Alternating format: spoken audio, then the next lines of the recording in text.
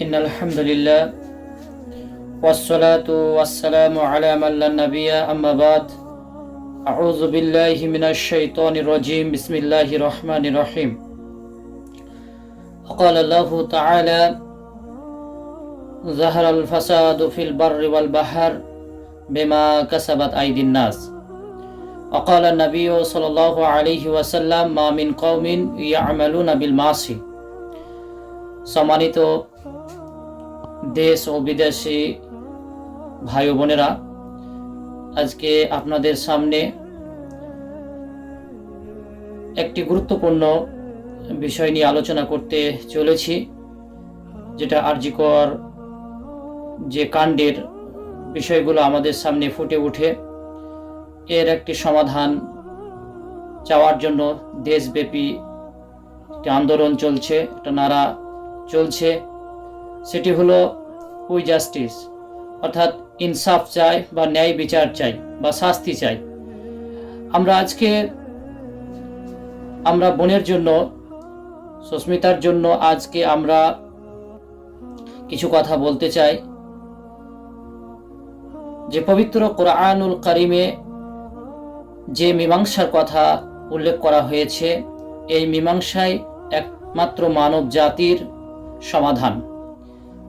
পবিত্র কোরআনুল কারিমে আল্লাহ রাব্বুল আলামিন ইরশাদ করেছেন, হুদাল লিন্নাস, এটা মানব জাতির একমাত্র সমাধানের কিতাব।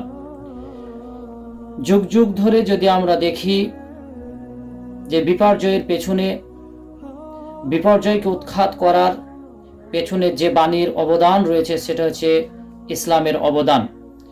পবিত্র কোরআনুল কারিমে আল্লাহ রাব্বুল আলামিন সূরাতুল আল ইমরান আয়াত নম্বর 19-এ বলেন, ইন্নাদ দীনা ইনদাল্লাহিল ইসলাম, একমাত্র মনোনীত দিন, পছন্দনীয় জীবন বিধান, সেটি হলো ইসলাম।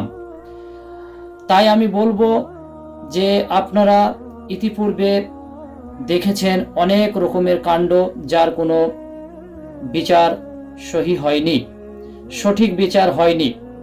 কারণ ইসলাম ছাড়া পৃথিবীতে সঠিক বিচার দিতে পারে না।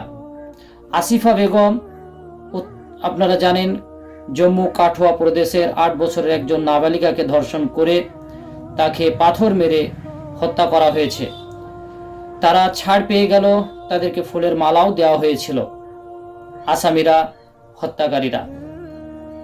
এরপরে আমরা দেখেছি আফাজুল হত্যার কাণ্ডের যারা জড়িত, তারাও পর্যন্ত ছাড়ছুড় পেয়ে গেছে।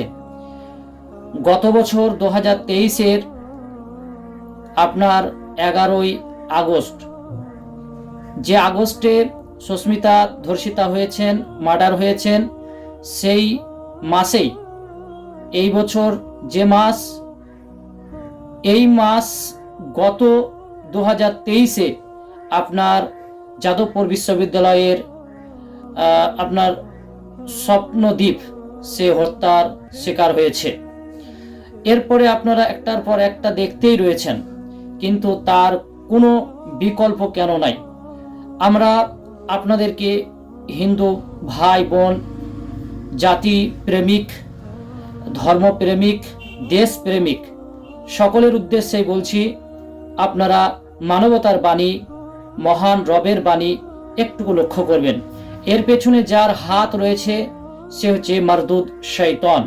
সেই শয়তান সম্পর্কে মহান প্রতিপালক কি বলছেন একটুকু আপনারা দেখুন। সূরা আল মাইদা, আমাদের কোরআনের 5 নম্বর সূরার আপনার 91 নম্বর আয়াতে বলছেন, পৃথিবীর অন্যায়ের, বিপর্যয়ের পেছনে যে জিনিসটির ইন্ধন, মানে যে জিনিসের কারণে বেশি বিপদ সংঘটিত হয়, সেই জিনিসটাকে যতদিন না আপনারা রুখবেন, সেই জিনিসের বিরুদ্ধে যতদিন আমরা মিটিং মিছিল না করব, ততদিন এই জমিনের মধ্যে বিপর্যয় ঠেকা কখনোই সম্ভব হবে না।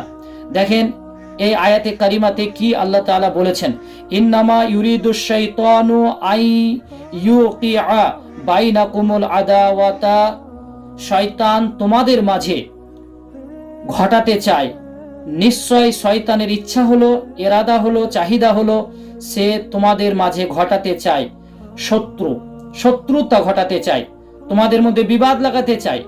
আর কি করতে চায়? ওয়াল বাগদা, সে তোমাদের এক অপরের মাঝে বিদ্বেষ ছড়াতে চায়।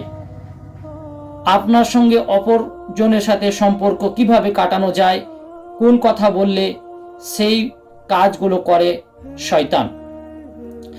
কিসের মাধ্যম দিয়ে শয়তান এটা করে? ফিল খামর, সে মদের মাধ্যম দিয়ে। যে ড্রিঙ্কস বা যে মদ আজ সমস্ত জায়গাতে লাইসেন্স দিচ্ছেন আমাদের মাননীয় মুখ্যমন্ত্রী এবং চিফ মিনিস্টার নরেন্দ্র মোদী। যতদিন মদ না ঠেকাতে পারবেন ততদিন দেশের কখনো আপনারা শান্তি আনতে পারবেন না। কারণ মানবতার বাণী বলছে যে একমাত্র পৃথিবীর বুকে বিপর্যয়ের পেছনে হলো মদ। মদের কারণে আজ সমস্ত বিপর্যয়। এই বোন ধর্ষিতা হলো, এই বোন মার্ডার হলো, এর পেছনে যে জিনিসটা সেটা হচ্ছে মদ। তাই আমি বলবো, যারা উই জাস্টিস করে পথে নেমেছেন, যে বোনেরা জীবন দেওয়ার জন্য, বোনের প্রতিশোধ আদায়ের জন্য, ন্যায় বিচারের জন্য যারা ফিল্ডে নেমেছেন, জমিনে নেমেছেন, তাদেরকে বলবো আগে মদের নারা লাগান, মদের বিরুদ্ধে স্লোগান তুলুন। মদ যদি বন্ধ না হয় আবারও ধর্ষিতা হবে হাজারো বোন, আবারও ধর্ষিতা হবে। কিচ্ছু করার নাই, রোখা অসম্ভব। তাই বলবো যে মদের বিরুদ্ধে সচেতন হন। মদের কারণে আজ দুর্ঘটনা, বিভিন্ন রেল দুর্ঘটনা, বিভিন্ন বাস দুর্ঘটনা, বাইক দুর্ঘটনা, এর পেছনেই রয়েছে মদ। যে মদের মোটা অঙ্কের ট্যাক্স পান আমাদের মাননীয়রা, তার জন্য সেটাকে বন্ধ করছে না। আমি বলবো প্রত্যেকটি মানুষের রুজি, অন্যের একমাত্র মালিক হচ্ছেন ওপরওয়ালা। অতএব আমি বলবো যে আপনারা মদের বিরুদ্ধে অ্যাকশন নেন। মদকে যদি না রোখেন তাহলে জাতি সমাজকে বাঁচানো কখনোই সম্ভব